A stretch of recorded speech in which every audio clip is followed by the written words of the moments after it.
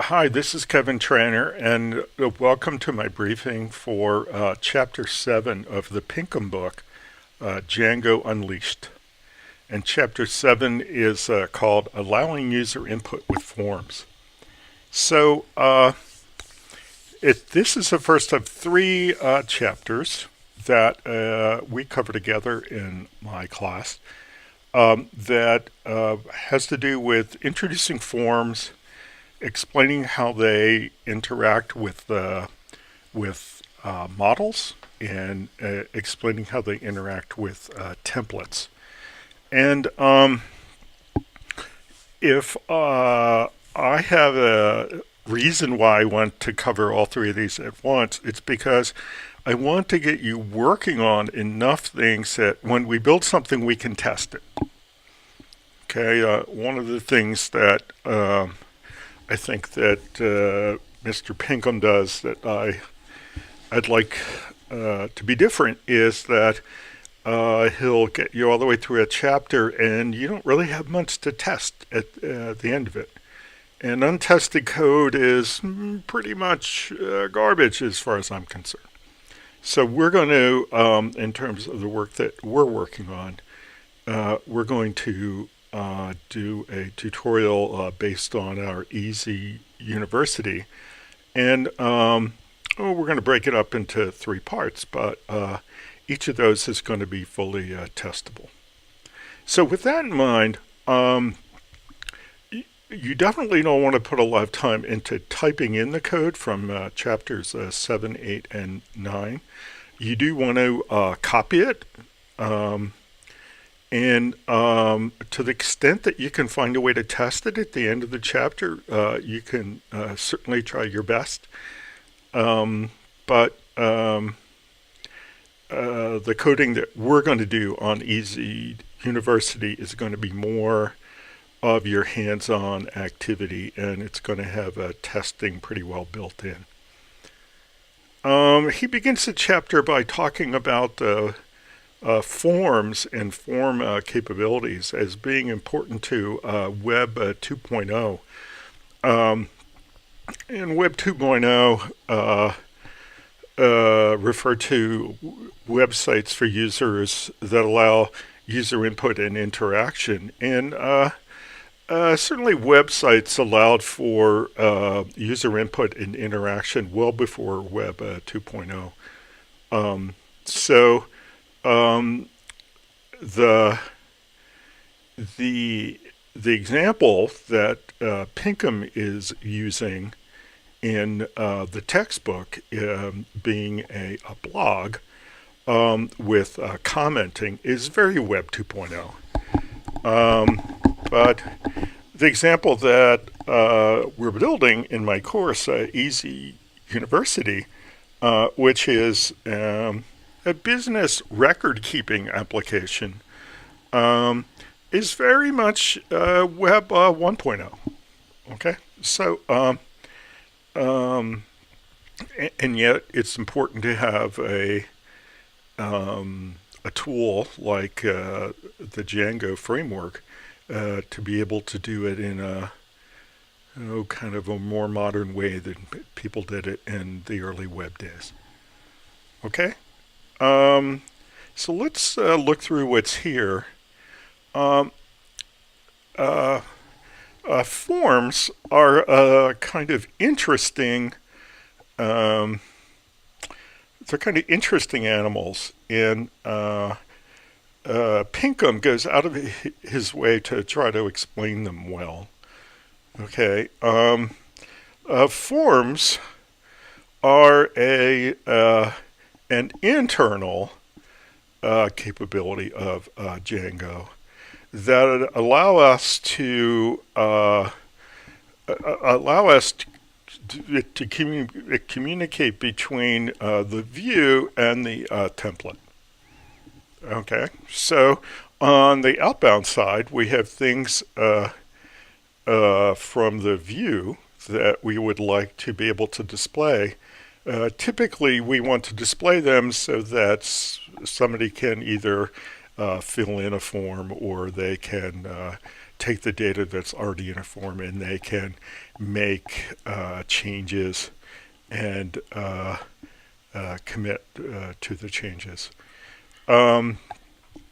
So it's form based, but forms in Django are not HTML forms per se, but they're a container of sorts that allows us to intermediate between model instances, which are clearly all internal in all Django, and HTML forms, which are pretty external.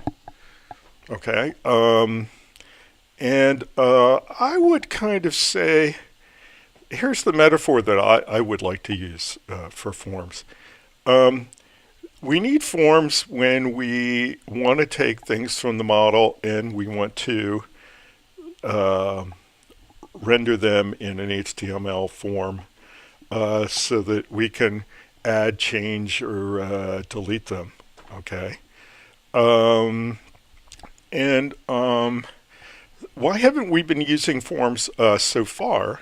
Well, we haven't been using forms so far because we didn't need to do adds, changes, and deletes. Particularly adds and changes need forms, right? So I would kind of liken this to, let's say we're running a pizza restaurant, and we serve people in the dining room, and we also have delivery.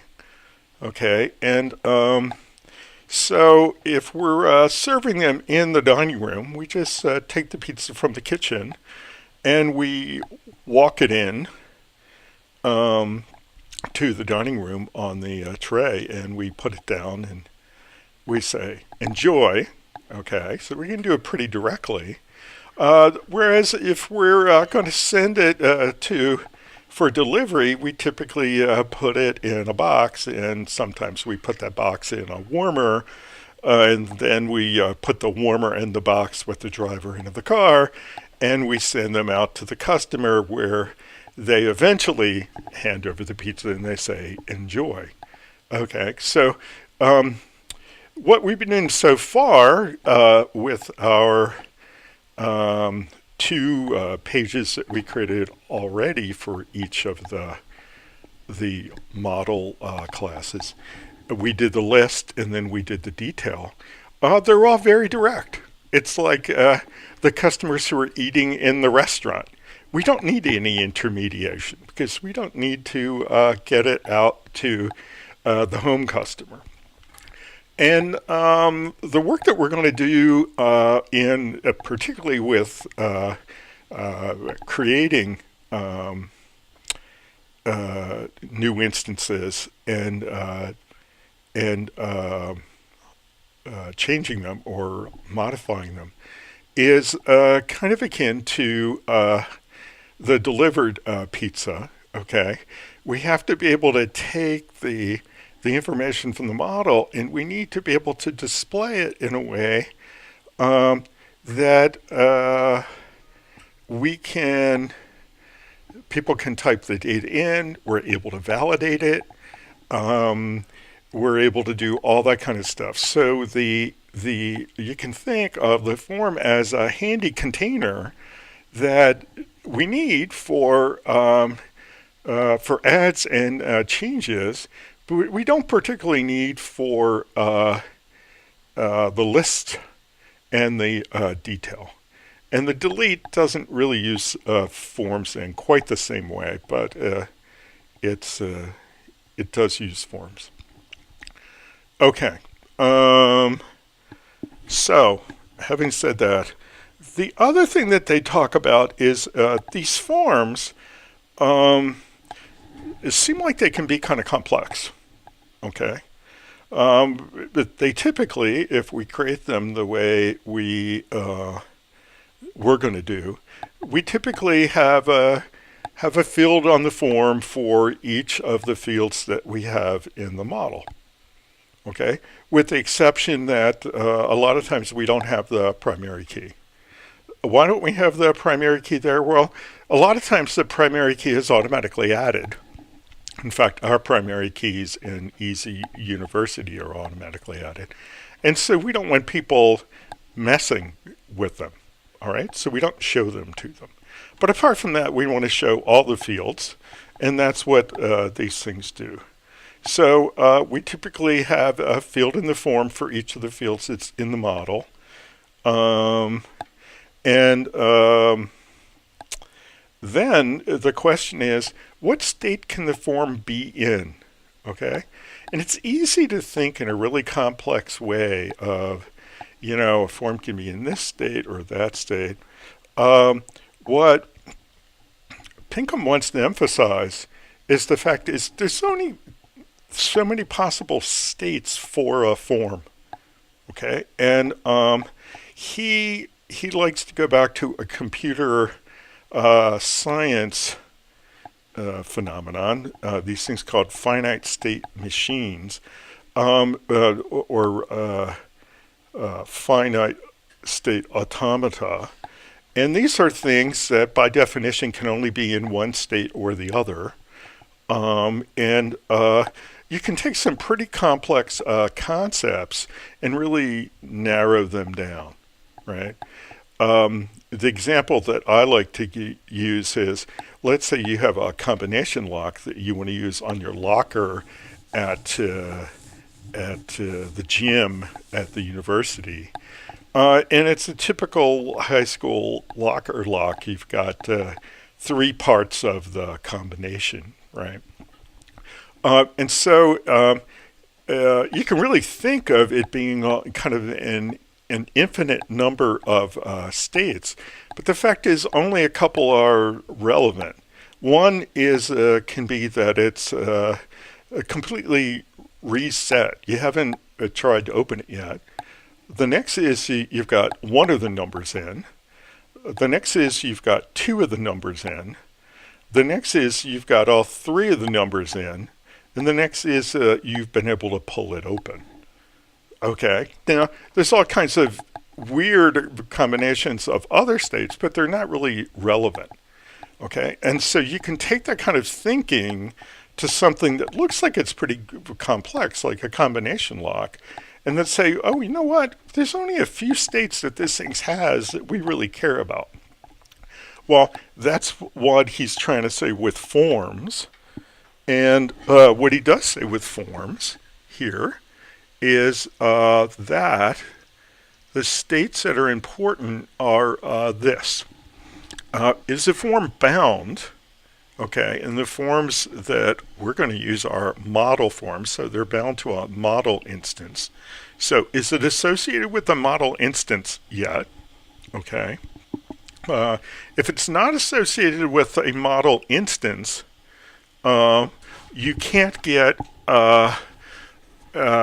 you can't pull things out of it. Okay, and how do you pull things out of it? Well, you validate it. Okay, how do you validate it? Well, you ask is valid. So you call the method is valid, and it validates and cleans and does all the processing that the form does.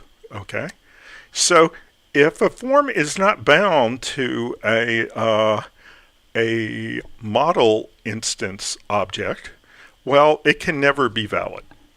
Okay, so if is bound, which is another method you can ask, if that's a false, then is valid is always going to be false, because you can't get a true validation answer unless you are bound to a model instance. If is bound is true, then is valid is either going to be false or true. It's true if it passed all the tests. And the tests, of course, are implemented in these clean functions, clean methods that we create. Okay? If it doesn't pass all the clean methods, or it doesn't even pass some kind of implicit things that we have from the model, like for instance, in the model, if we said that a certain field had to be unique, And if the user fills in the form, and in the form they put a value that's not unique, even though we don't code specifically for that, the general code in the framework will recognize that this field is supposed to be unique and check it against other values in the database and say, oh, no, you can't add that value because we already have that one. Okay, so those are some of the ways in which it can be false. So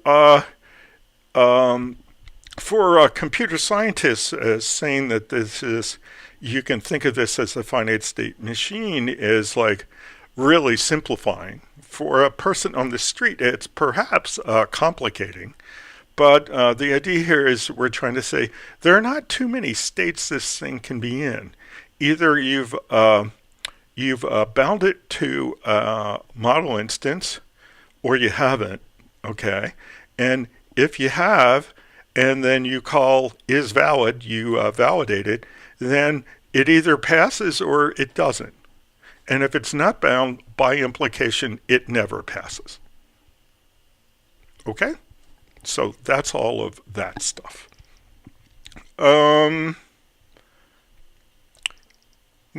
it turns out that we're going to create our models pretty simply. And so we're going to come down here and look at what we do. We're going to create these model forms. Okay, so let's see if we can find these model forms. Here's one. That's the one that we're eventually going to do. Okay, and they're pretty easy. Okay, so each form is associated with one of the model classes. Here's one, the tag form. It's associated with the tag model class. Okay, inside this class that we use to define it in forms.py, we've got two pieces of metadata that we give it in the internal meta class. Model equals tag, so that's the model class, and fields equal all, which essentially says I want you to create a form field for each field from the model, so for every column in the database. And then there are two kinds of validation that we can do, which is called cleaning.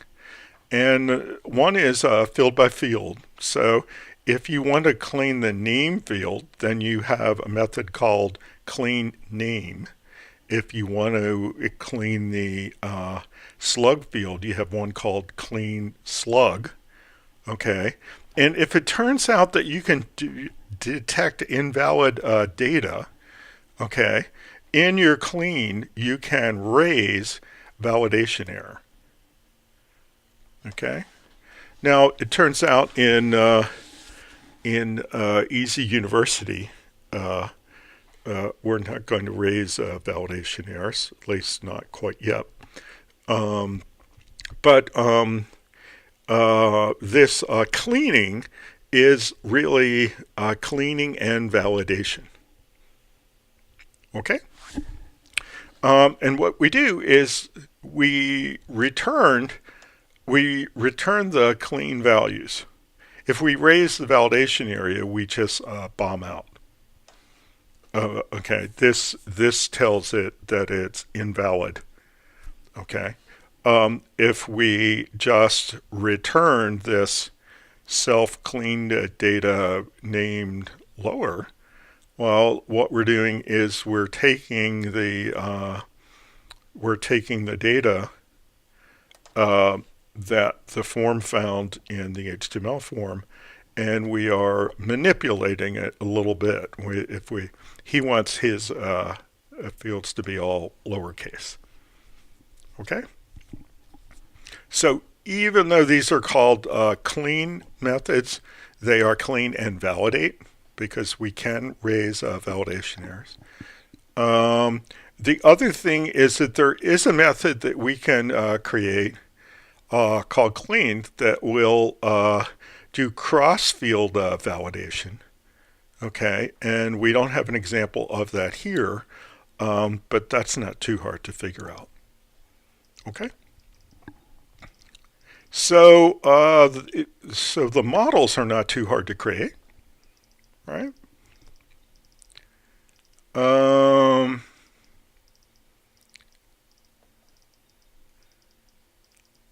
let's see what else we want to talk about. Um,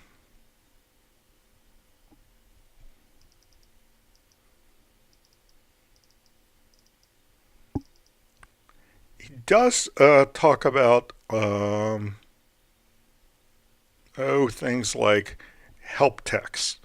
There are some annotations that we can make in the model classes that will affect how the form, when we render it into an HTML form, it's going to affect what name it uses for certain fields, whether there's whether there's a help tip and all that kind of stuff. This is kind of interesting stuff. It turns out it does some pretty good things using just the names of the fields. So using just the names of the field, it comes out with some labels for the individual fields that are pretty useful, provided that you named your fields the right way. Um, what else have we got? Um, he uses a mix in for the slug. Okay. Uh, he's got the benefit that two of his model classes, both the startup and the tag, um, their primary key is a slug. Okay. And whenever you have that ability, instead of having a parallel code, you can create a mix-in. So he does that here. We have some opportunity to do that in Easy University, but not quite the opportunity that he has here with the blog. And we get to the end of the chapter. There's not much to test. Okay. So you don't want to put a lot of time into it. But this forms the basis of the work that we're going to be doing with all three chapters as a whole. Okay, so that's it for chapter 7. I'll talk to you next time about chapter 8. Bye till then.